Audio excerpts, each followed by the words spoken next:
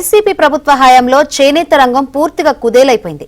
ఎన్నికల ముందు ఆప్కోను ప్రక్షాళన చేస్తానని చెప్పిన జగన్ రెడ్డి తీరా అధికారంలోకి వచ్చాక చివరకు చేనేత సహకార సంఘాలను నిర్వీర్యం చేశారు.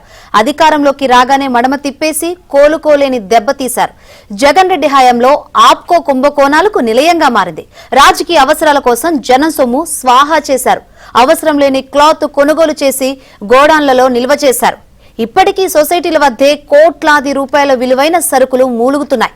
కరోనా సమయంలో మాస్కుల వ్యవహారంలో కూడా కక్కుర్తి పడిన సంఘటనలు తీవ్ర సంచలనం రేపాయి.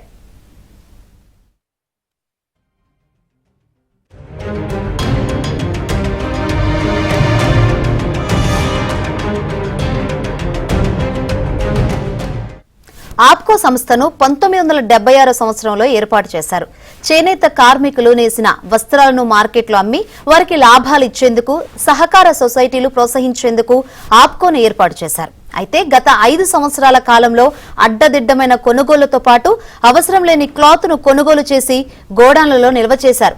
కమిషన్లకు కక్కుర్తిపడిన కొందరు ఉద్యోగులు అప్పటి ప్రభుత్వ నేతల ఆదేశాల మేరకు వ్యవహరించిన సంస్థను నష్టాల్లో నెట్టేశారు. ఇక చివరకు కరోనా సమయంలో మాస్కుల వ్యవహారంలో కూడా కక్కుర్తిపడిన సంఘటనలు కూడా ఉన్నాయి.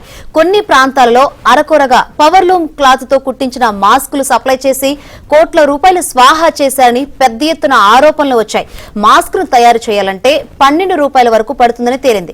కానీ 31 రూపాయలకు ప్రభుత్వానికి అమ్మినట్లు చూపించి నిధులు స్వాహా చేశారని ఆరోపణలు వెల్లువెత్తుతున్నాయి.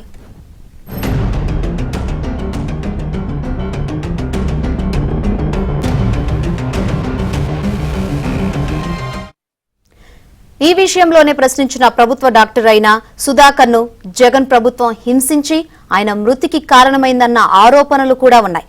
డాక్టర్ సుధాకర్ మాస్కుల కొరతపై ప్రశ్నించడం, ఆ తర్వాత జగన్ ప్రభుత్వం అతడివి తప్పుడు అభియోగాలని చెబుతూ వేటు వేయడం జరిగిపోయాయి. ఆ తర్వాత కొంతకాలం ఆయన కనిపించడం లేదు. తర్వాత ఆయన్ను మద్యం మత్తులో రభస సృష్టిస్తున్నారన్న ఆరోపణతో పోలీసులు అరెస్ట్ చేశారు.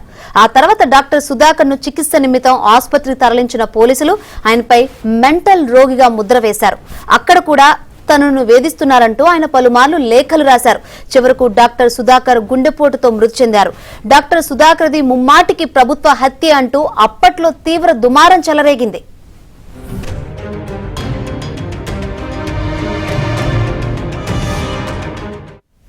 చివరకు 2024 ఎన్నికలకు ముందు కూడా తెలంగాణలో తయారైన దుప్పట్లు, టెవెల్స్, బెడ్షీట్స్ వంటివి 20 కోట్ల రూపాయల వస్త్రాలను కొనుగోలు చేసి ఆప్కోను దెబ్బతీశారన్న విమర్శలు ఉన్నాయి.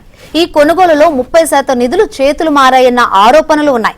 ఆప్కో వస్త్రాలను 50% డిస్కౌంట్ తో షోరూం ద్వారా అమ్మినట్లు రికార్డులు చూపించి అవే వస్త్రాలు మళ్లీ ప్రొక్యూర్మెంట్ తో 100% మొత్తంతో కొనుగోలు చేశారన్న ఆరోపణలు కూడా వచ్చాయి. దీంతో ఆప్కోను నమ్ముకున్న నేతన్నలు అప్పుల పాలయ్యారు.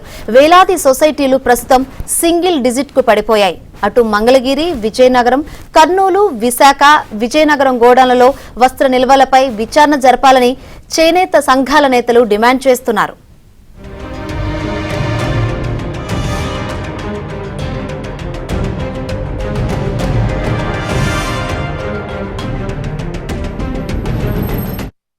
మరోవైపు జగన్ ప్రభుత్వం థర్డ్ పార్టీలను ఎంకరేజ్ చేసి తమకు అనుకూలమైన వారి నుంచి వస్త్రాలు కొనుగోలు చేసి ఆప్కో దుకాణాలకు సప్లై చేశారన్న ఆరోపణలు ఉన్నాయి.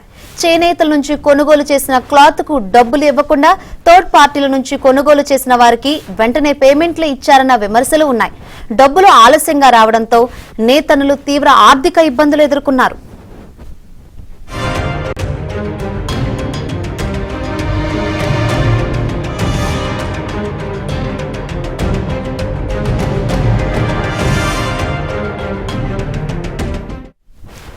దీంతో పాటు రాజీవ్ విద్యా మిషన్ ద్వారా స్కూల్ పిల్లలకు యూనిఫామ్ కోసం 18 లక్షల మీటర్ల వస్త్రాలు కొనుగోలుకు ఆప్కోకు ఆర్డర్ ఇచ్చారు.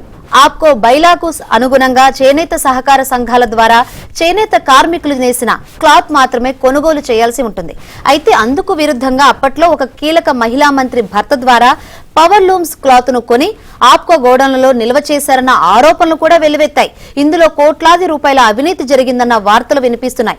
ఆ మహిళా మంత్రి ఆమె భర్త జరిపిన కుంభకోణంపై విచారణ జరిపించాలన్న డిమాండ్లు వినిపిస్తున్నాయి.